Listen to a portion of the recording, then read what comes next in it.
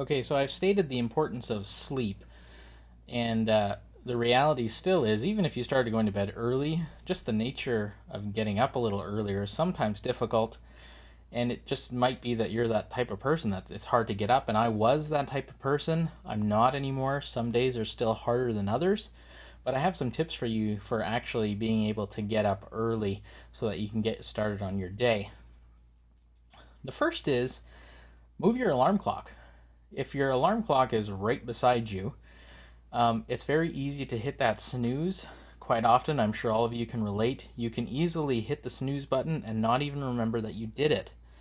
And that's because it's so close that your body barely needs to move in order to hit that and continue sleeping. And again, sometimes you can totally do it without even recognizing it. Sometimes you can do it multiple times before you recognize it. And it's just because you do it once, then you do it twice, you do it three times, and all of a sudden, this is just a regular practice that you've taught your body to do. You've taught your brain to stay asleep while your hand goes over and hits snooze. So move your alarm clock further away from yourself so that you need to engage more of your body in order to get up and hit that button. Move it as far away as you can. Even if you can put it in another room and it's loud enough that you can hear it, that's going to be a way to get up, because just there's this annoying sound, but by the time you're up, your legs are now engaged, your arms are swinging, you have to open your eyes to make sure you don't stub your toe on the door, all that kind of stuff. Your body is kind of awake now and you're more ready to go. If that's not something you can do, perhaps you have little kids, perhaps your wife is really sensitive to the sound of that. There's a nice little app called the Sleep Cycle app. I've actually been using this for the past little while, and basically what it does is it monitors your sleep by using your phone's movement. So you put it on your bed, kind of just above your pillow on the corner. And I was worried my phone is going to fall all the time. It's only fallen once, and so I'm not too worried about that.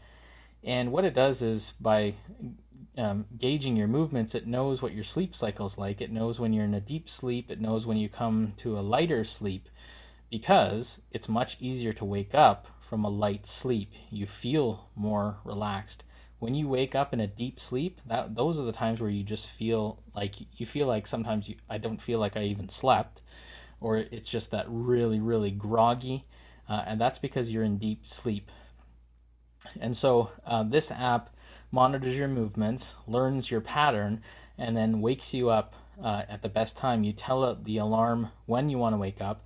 Sometimes it wakes you up like right on the dot because it's trying to wait for you to get out of the deep sleep. Sometimes it ends up waking you 15, 20. This morning for me it was 25 minutes earlier than my alarm, because it recognized that I was coming out of a deep sleep and I was in a light sleep phase, and so it woke me up and I was able to get up and get on with my day. Another practice, and this one's been really helpful for me, is that I give myself a morning chore. And so for me, the chore is that the night before, typically laundry has been put in and it's been put on a timer, it goes off, and because I want to do it so that it's done at a certain time of day, I get up and I know I got to get up because I got to do this chore. And so I go and I move the laundry from the washer to the dryer. For you, it might be cleaning the dishes from the previous night. It might be walking the dog. It might be feeding the cat. It might be watering the plants. Think of anything where it's, preferably it's something that's a little more necessary. Watering the plants, that's not the greatest one because you can just do that quickly later. But clothes in my house, there's a family of 5, we have to do laundry pretty much every day, and so this is something that, to keep on top of the chores in the house, this needs to be done.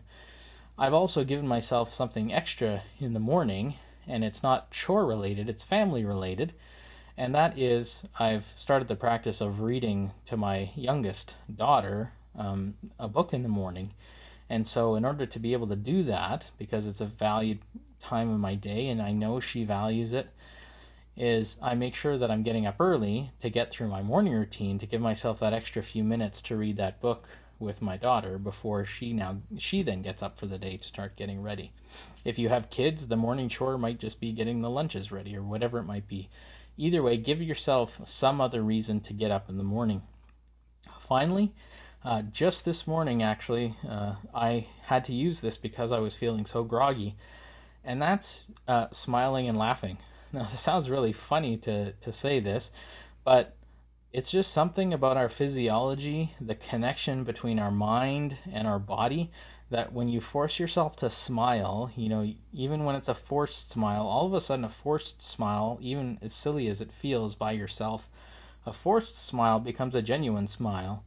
And if you think of something funny and just giggle, and even if it's a forced giggle, it becomes a real giggle for some reason. And so this just has a really quick effect on both your body and your mind.